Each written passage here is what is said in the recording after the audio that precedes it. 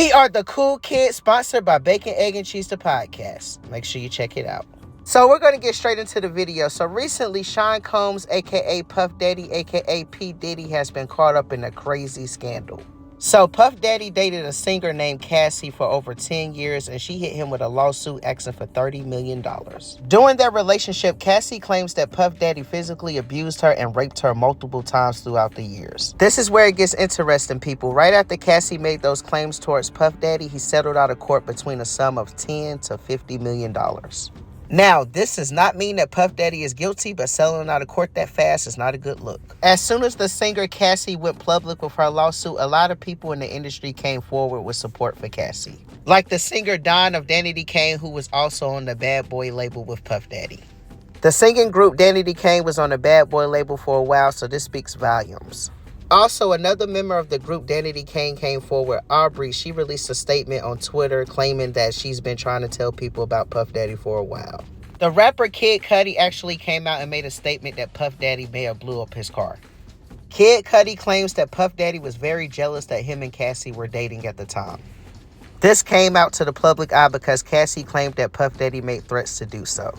So if this is actually true, this is insane. No telling what Puff Daddy will do if he gets jealous. But it keeps getting worse for Puff Daddy. Another lady has came forward claiming that he raped her in 1991. Now, at this time, we do not know the third victim's name. We just know that there is a pending case out there. The third victim is claiming an incident took place with Puff Daddy while she was in college in 1991. So if this is actually true, that means that Puff Daddy has been getting away with this since the early 90s. And we all know that the music industry can be very evil, but Bad Boy just has a cloud over them. Ever since this label came into existence, there has been nothing but drama surrounding this label. There has been a rumor floating around since the 1990s that Puff Daddy and Bad Boy actually had something to do with Tupac and Biggie's death that took place.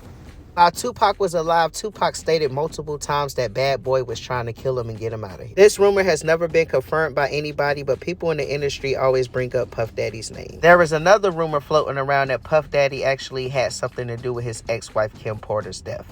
Now, this is insane by itself because this is your actual wife that you're supposed to protect and love forever. Right before Kim Porter's death, she was coming out with a tell-all book and it never made it. But this is the question that I have at the moment. What was in that book that Kim Porter was actually working on? This is another rumor that was never confirmed, but people close to the situation claim otherwise. Now, her ex, Al B. Sure, has been making claims that Puff Daddy has something to do with her death for years. Kim Porter and Al B. Sure actually have a son together, and he's actually been quiet on the whole matter. Maybe the son wants to stay out the public eye. We'll never know until we hear his side of the story about his family. Now, you might label this a conspiracy theory, but I believe Al B. Sure. I believe he knows something. So that's the breakdown of the current Bad Boy timeline, and it is getting crazy and wild.